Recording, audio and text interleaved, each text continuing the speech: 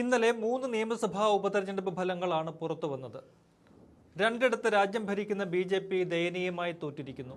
അതിൽ ബീഹാറിലെ പരമ്പരാഗത സിറ്റിംഗ് മണ്ഡലമായ ബങ്കിപ്പൂരിലെ തോൽവി പാർട്ടിയെ അക്ഷരാർത്ഥത്തിൽ ഞെട്ടിച്ചിരിക്കുകയാണ്. കഴിഞ്ഞ 30 വർഷമായി ബി.ജെ.പി. കൈവശം വെച്ചിരുന്ന മണ്ഡലമാണ് ബങ്കിപ്പൂർ. അവിടെ ജൻസുരാജ് പാർട്ടി സ്ഥാപക നേതാവും മുൻ തെരഞ്ഞെടുപ്പ് തന്ത്രജ്ഞനുമായ പ്രശാന്ത് കിഷോറാണ് ബി.ജെ.പിയെ മലർത്തിയടിച്ചിരിക്കുന്നത്. അതും 19,324 വോട്ടുകളുടെ ഭൂരിപക്ഷത്തിൽ.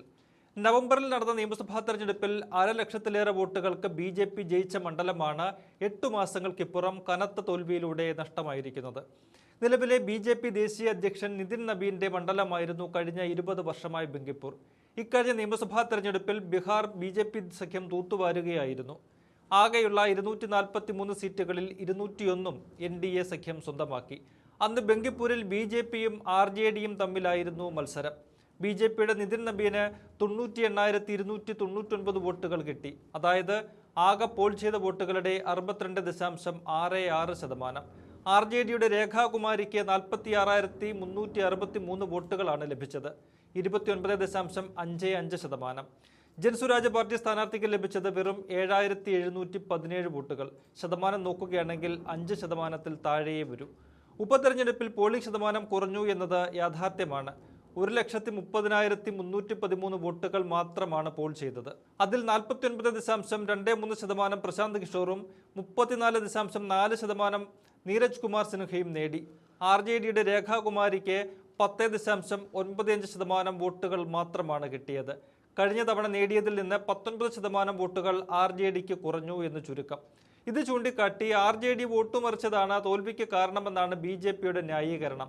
പക്ഷേ ബി.ജെ.പിയുടെ വോട്ട് വിഹിതത്തിൽ 28%-ലധികം കുറവ് വന്നതിന് എന്ത് ന്യായീകരണം പറയും?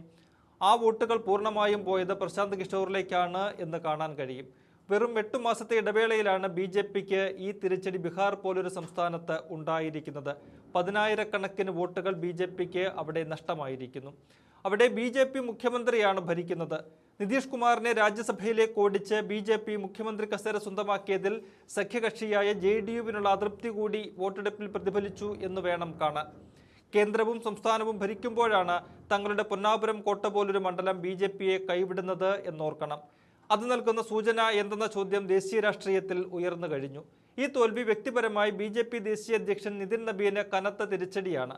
സ്വന്തം മണ്ഡലത്തിൽ അദ്ദേഹം ക്യാമ്പ് ചെയ്താണ് പ്രചരണ പ്രവർത്തനങ്ങൾ മുന്നോട്ട് കൊണ്ടുപോയത്. ജൻസുരാജ് പാർട്ടി മുന്നോട്ട് വെച്ച വികസന കാഴ്ചപ്പാടുകൾക്കുള്ള അംഗീകാരമായി വിജയത്തെ കാണുന്നവരും കുറവല്ല.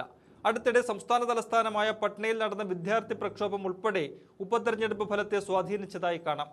മധ്യപ്രദേശിലെ ദാത്തിയ മണ്ഡലത്തിലെ തോൽവിയും ബി.ജെ.പിയെ ഞെട്ടിച്ചിട്ടുണ്ട്. കോൺഗ്രസിന്റെ സിറ്റിംഗ് മണ്ഡലമാണെങ്കിലും പാർട്ടി ഭരണത്തിലുള്ള ഒരു ഉത്തരേന്ത്യൻ സംസ്ഥാനത്ത് കോൺഗ്രസിന്റെ സിറ്റിംഗ് മണ്ഡലം ജയിക്കാൻ ബി.ജെ.പിക്ക് അത്ര പാടൊന്നുമില്ല. പക്ഷേ സംസ്ഥാനത്തെ ബി.ജെ.പിക്കുള്ളിലെ പ്രശ്നങ്ങളാണ് തോൽവിക്ക് കാരണമെന്നാണ് വിലയിരുത്തൽ. മുൻ മന്ത്രി നരോത്തം മിശ്ര സ്ഥാനാർത്ഥിത്വം ആഗ്രഹിച്ചിരുന്നു. എന്നാൽ സീറ്റ് കൊടുത്തത് അശുതോഷ് തിവാരിക്ക്. 6,000-ലേറെ വോട്ടുകൾക്കാണ് അവിടെ ബി.ജെ.പി. തോറ്റത്. സീറ്റ് ലഭിക്കാത്തതിൽ നരോത്തം മിശ്രയുടെ അനുയായികൾ കടുത്ത അതൃപ്തിയിലായിരുന്നു. അത് തെരഞ്ഞെടുപ്പ് പ്രചരണത്തിലും പ്രതിഫലിച്ചിട്ടുണ്ട്. രണ്ടിടത്തും സ്ഥാനാർത്ഥി നിർണയം പിഴച്ചു എന്നാണ് വിലയിരുത്തൽ. കൂടാതെ ദേശീയ രാഷ്ട്രീയത്തിൽ നിലവിലുണ്ടായിരിക്കുന്ന മാറ്റങ്ങൾ ബി.ജെ.പിക്ക് തിരിച്ചടിയായിട്ടുമുണ്ട്. യുവാക്കൾ പാർട്ടിയെ പൂർണ്ണമായും കൈയൊഴിയുന്നതിന്റെ സൂചനയായിട്ടാണ് ബങ്കിപ്പൂരിലെ തോൽവിയെ കാണുന്നത്.